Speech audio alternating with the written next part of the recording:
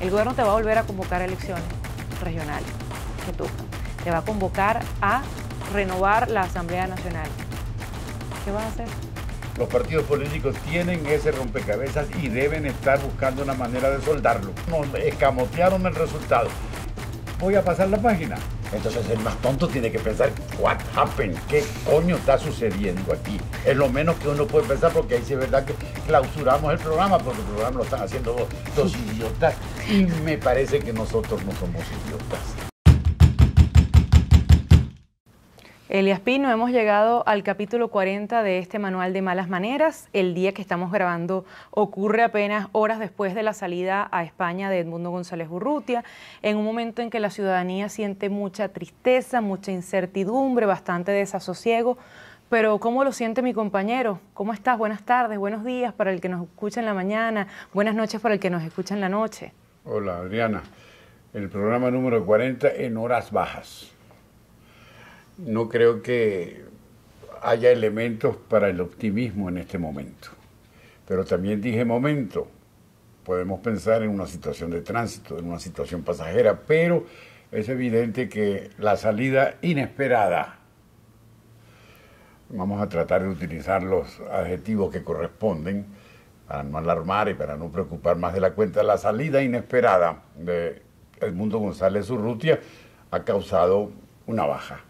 Yo creo que el ánimo de la gente de la oposición está decaída, lo que la gente común dice no es bueno, y yo pienso que esas son cuestiones que se tienen que comentar y que se tienen que analizar. Si nosotros hemos tratado de decir las cosas como las sentimos, es evidente que el sentimiento de frustración y el sentimiento de declive, de caída, está presente. Yo creo que ese es el tema esencial de este momento. Edmundo González Urrutia, que ha gozado de una gran popularidad, de una merecida popularidad, en este momento se ha salido de la escena de estrellato que tenía. Espero que esto no lo convierta en un villano, porque no lo es ni merece que lo califiquemos de villano.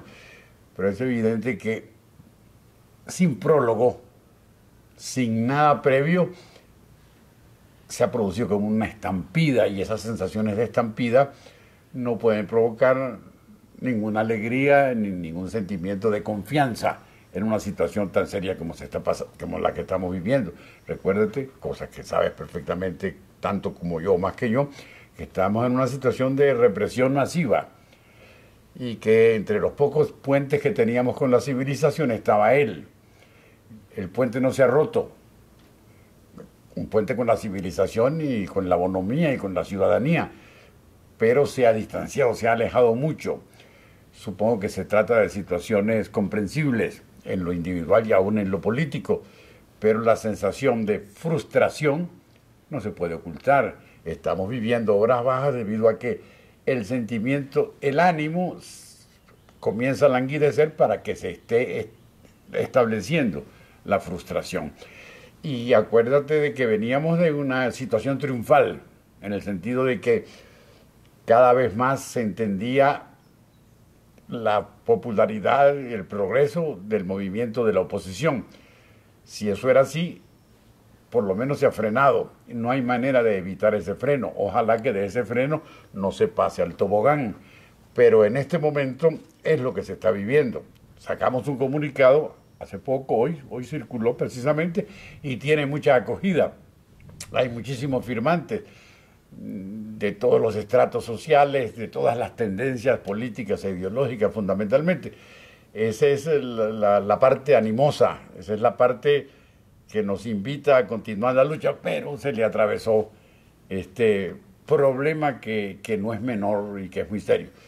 Agrégale, para terminar, el tono del comunicado del presidente electo. No es un tono de comunicado de presidente electo, es un tono de comunicado de algo parecido a una despedida, aunque no se atreva a afirmar que existe tal despedida.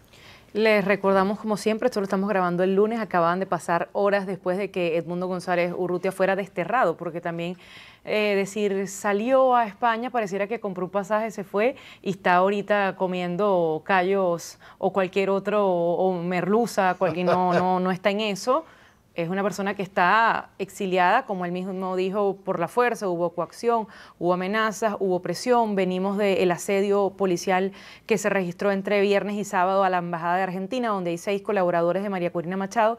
Y todo esto te hace ver un cóctel bastante peligroso, pero en el fondo el ciudadano que esperaba que hubiese un cambio político siente una cachetada. Mira, yo salía hoy a la calle a preguntarle a la gente cómo era el sentir y hablaban de como si te hubiese revolcado una ola.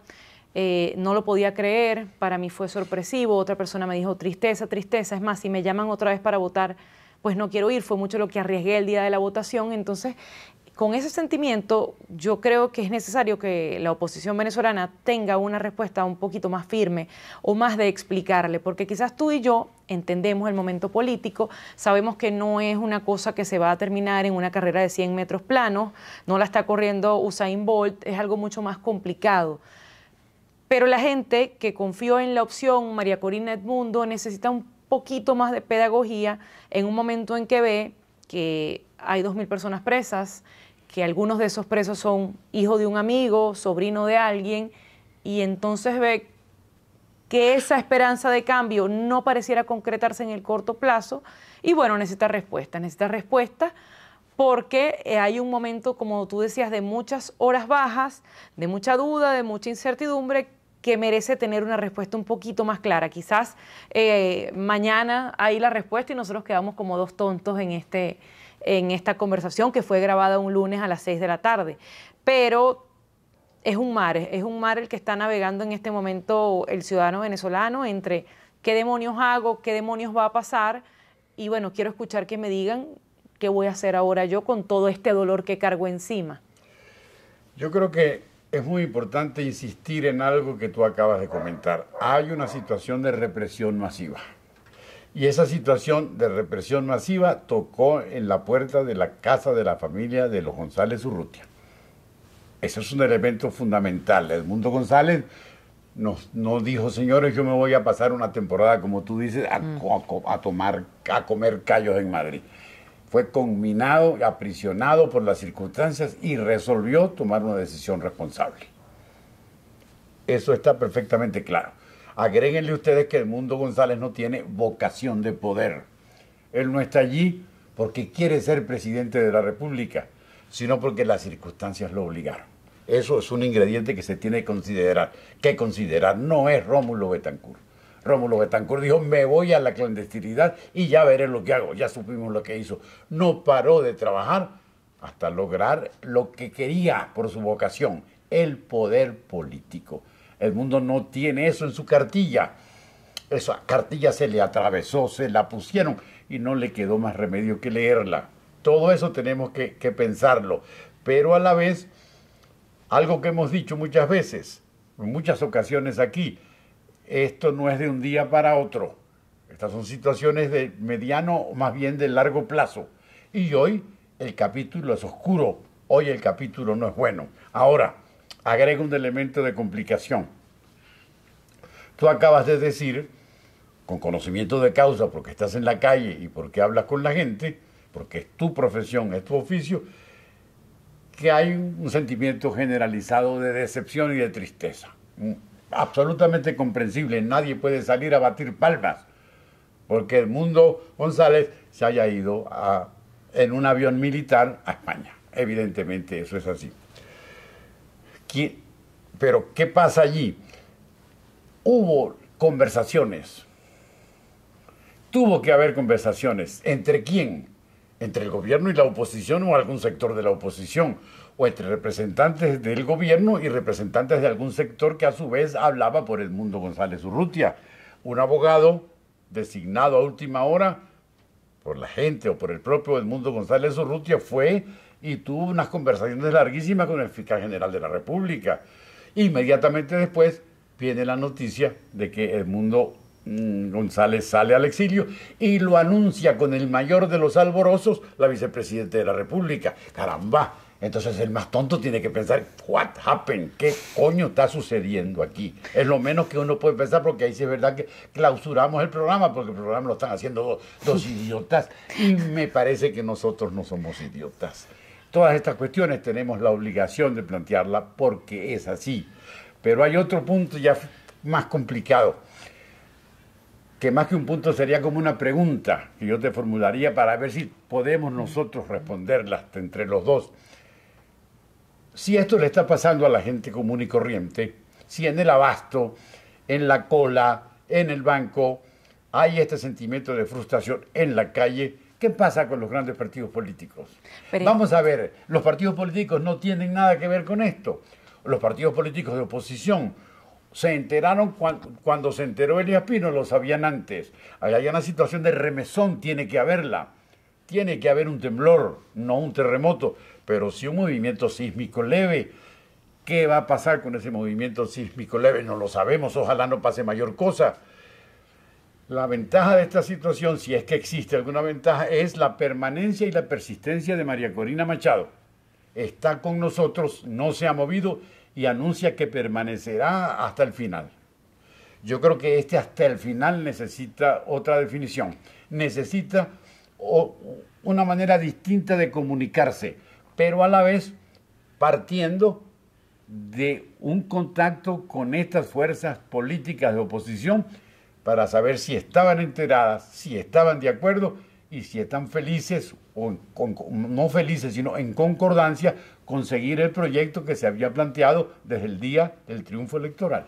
Yo siento que la premisa hasta el final en este momento está tambaleando, porque te va a pasar lo mismo que ha ocurrido con todos los mantras que hemos utilizado cuando tenemos un liderazgo que parece que va a lograr el cambio político y al final no lo logra, pero no por su propio desempeño, sino también por la fuerza que ejerce el Ejecutivo, su Fuerza Armada, su tren ministerial, la represión que ya conocemos y lo que ustedes decían en ese comunicado, el estado de terror al que estamos sometidos. Pero tú hablabas de algo importantísimo, los partidos políticos. Elías, ¿qué partidos políticos cuando aquí todo el mundo está en la clandestinidad, preso o en el exilio? ¿Qué dirigente político está en la calle en este momento? Ninguno. El que esté en la calle se lo llevan preso como se llevaron a William Dávila saliendo de una misa, de una vigilia. O sea, aquí todo el mundo está en riesgo y es como una suerte de lotería. O sea, te toca el número y ya saliste premiado, te toca irte a los calabozos. Entonces, ¿cómo se articula la política cuando hubo un tuit que puso en estos días el exdiputado Freddy Guevara de una reunión por Zoom que hacen y dicen, mis compañeros que están en Venezuela, uno no tiene luz, el otro está alumbrando con linterna, al otro se le va el internet cada 2 y 3 minutos y el resto está en clandestinidad? ¿Cómo haces política cuando todo tu tren, tu dirigencia, tus cabezas están en la clandestinidad? Oye, quizás tú tienes la respuesta porque acabas de hablar de Rómulo Betancourt, su ambición de poder e irse a la clandestinidad. Sería bueno que como historiador Carnevali, Ruiz Pineda, Betancourt, oye, la lista es larga. Entonces no estamos inventando una proposición. Bueno, no la estamos inventando ni solo en Venezuela, eso ha existido en todo el mundo. Pero además, lo que tú acabas de decir es cierto, relativamente. Este temblor les incumbe. En la clandestinidad se tienen que reunir. En algún lugar, en mi casa se tienen que reunir si yo soy dirigente de Voluntad Popular, nómbrate tú, yo agrego Primero Justicia, yo agrego Acción Democrática. Tienen que estar viendo para plantearse la siguiente pregunta. ¿Estábamos enterados? Y si no estábamos enterados, ¿por qué no estábamos enterados? No es necesario replantear algunas situaciones de nuestra ubicación en la alianza de oposición. Es decir, este es un momento de nuevas definiciones para respaldar, para reforzar, sería más bien la palabra, el liderazgo de María Corina Machado, porque no hay otro. Y porque el vínculo que permanece todavía y que es evidente es el vínculo que estableció ella a partir de las primarias con la sociedad venezolana. Tanto así que ungió a Edmundo González Urrutia y todo el mundo salió a votar por Edmundo González Urrutia. Tuvo una votación altísima. Y además en tan poco tiempo fue conocida una figura que era un diplomático en retiro al que la mayoría no conocía. Pero también, Elías, se pone sobre la mesa otro punto. El gobierno te va a volver a convocar a elecciones regionales que tocan. Te va a convocar a renovar la Asamblea Nacional. ¿Qué vas a hacer? Es muy buena pregunta que yo no puedo contestar. Tú no puedes contestar, pero que es una pregunta que hay que hacerse. Eso es inminente. Los partidos políticos tienen ese rompecabezas y deben estar buscando una manera de soldarlo. Tienen que buscar una soldadura. Ahora, puede ser una gran sinvergüenzura, una gran complicidad, que se pongan a pensar en el futuro próximo, es decir, en las regionales y en las legislativas, sin haber arreglado el entuerto del fraude electoral. Es decir, después de aceptar el escamoteo grosero de la voluntad popular, nos la robaron, nos escamotearon el resultado. Voy a pasar la página. Esa es una gran responsabilidad que tiene los partidos y una gran responsabilidad que tenemos tú y yo de decirlo aquí. Esto no es contra ninguno, sino un reclamo que no es tuyo ni mío, sino que tiene que ser de una parte de la sociedad que se fajó, que votó, que recogió los votos y que aclamó a Edmundo González Urrutia. Entonces no pasemos la página, vámonos para las regionales. Oye, qué maravilla, bravo. Esperémonos a las legislativas, maravilloso. Y la historia no pasó, fue mentira, realmente ganó el continuismo, ganó Nicolás Maduro. Entonces, ahí sí es verdad que se pierde cualquier credibilidad, cualquier posibilidad de renacimiento de un proyecto político. Sobre todo, Elías, cuando este robo de elección ocurre con víctimas, con personas que están en este momento presas, están perseguidas. No es lo mismo que el cuestionamiento que hubo en los años de Capriles Radonsky, de si se ganó o no, la impugnación que hizo Capriles en el Tribunal Supremo de Justicia. No hubo esta racia que hay en este momento. Como obviamente mi trabajo es oír a la gente, este fin de semana estuve entrevistando a un señor, uno de estos coordinadores políticos que son comunitarios de Petare, y me decía, desde tal fecha yo tuve que poner en resguardo a todos los testigos que trabajaron conmigo en ese 28 de julio. ¿Por qué? Porque me llamó alguien que tengo yo en la inteligencia y me dijo, mira, están pasando lo que llaman los estados de WhatsApp por estos grupos. Ya este están identificados. Dile que se piren. Esto es una cita textual, obviamente. Ese muchacho lloraba y decía, este fin de semana despedí a 2 amigos que no se querían ir, pero que se tuvieron que ir porque estaban siendo perseguidos, porque fueron los encargados de recibir las actas en tal o cual colegio. Entonces, bajo el estado de terror, bajo la persecución que han vivido testigos, ¿tú crees que lo vuelven a hacer? ¿Van a volver a sumarse a una elección? ¿Van a volver a defender un voto? ¿Van a volver a recoger actas cuando lo que está en juego no solo es la nación, la república, sino tu propia vida, la salud de tu hijo, la seguridad de tu familia? Oye, la conversación tiene que ser profunda, tiene que ser seria y tiene que darle una respuesta a la ciudadanía que hizo... Porque es que aquí Elías, para mí lo más bello de todo esto y triste a la vez, es que la ciudadanía no cometió ningún error. Ningún error. Todo lo que se le pidió lo hizo a pie juntillas. Maravilloso. Bueno, esa es la vicisitud heroica que los partidos políticos tienen que considerar. Van a pasar la página de esta maravilla. Esto es una maravilla, esto es excepcional. Yo no me canso de repetirlo. Esto es insólito, nunca había pasado en la historia de Venezuela. Es una cosa tan excepcional, no importa, y nos vamos a dedicar a las regionales y vamos a criticar a Edmundo González cuando tomó una decisión personal. Esto sí es verdad que se lo lleva a la chingada, porque es una falta de respeto a la historia, pero sobre todo al prójimo, a esa gente de Petare y de cualquier barrio o de cualquier urbanización que se fajó y se jugó la vida. Y esta no es una metáfora, porque hay muchos están presos y ya tú hiciste un recuento al principio del número de detenidos y encarcelados o perseguidos o escondidos. Eso no lo puede cambiar el hecho de que Edmundo González se asiló en la Embajada de España o está en España en asilo diplomático. Todo lo contrario. Esto tiene que obligar a una reflexión para una definición inmediata. Por fortuna, lo repito hasta la saciedad, está María Corina y la gente de su equipo. Ella hizo la conexión inexistente en la historia entre sociedad y liderazgo. Esa conexión entre sociedad y liderazgo permanece, pese a la represión y pese al asilo del presidente electo. ¿De qué manera eso se convierte en soldadura efectiva, en cosa de cemento, en macadam? Es una situación que se tiene que estar analizando en estos momentos, pero hay muchas dudas en relación con el punto inicial, que es el que nos convocó hoy. Edmundo González, sin aviso ni protesto, amaneció en Madrid, con todo el derecho del mundo. Y la gente lo entiende, Elías, lo que te decía, que me respondían tristeza, decepción, desilusión, pero al final la respuesta era, bueno, yo lo entiendo, su vida estaba bajo amenaza. Es un alivio para nosotros que se haya ido, pero igual estoy en este momento desesperanzado. Era alguna de la respuesta más común que escuché fue esa, que sienten que, bueno, ya como que se hubiese perdido el último autobús, que no es así porque la conciencia sigue ahí, lo dijimos en el programa pasado, o sea, el despertar cívico, la convicción de la gente de que hizo lo correcto, esa seguridad en que votamos, defendimos, logramos demostrarle al mundo qué fue lo que hicimos el 28 de julio, pero el no poder, esta frase que se ha utilizado mucho, cobrar, que vamos a cobrar, bueno, no ha llegado la quincena, ¿qué pasó? ¿Qué demonios pasó? Ese es el tema también. Nosotros hemos insistido en mucho aquí, y yo en lo personal, en la necesidad de tener confianza en el liderazgo. Claro, por la confianza no puede ser un cheque en blanco, Pero no una carta blanca. Ahora es cuando se necesita ver ese liderazgo en acción, porque si no esto se convierte en cheque en blanco. Y eso no es posible históricamente, todo lo contrario. El desafío es responder a la confianza que la sociedad venezolana mayoritariamente le dio a la candidatura de Edmundo González Urrutia, promovida y destacada por María Corina Machado.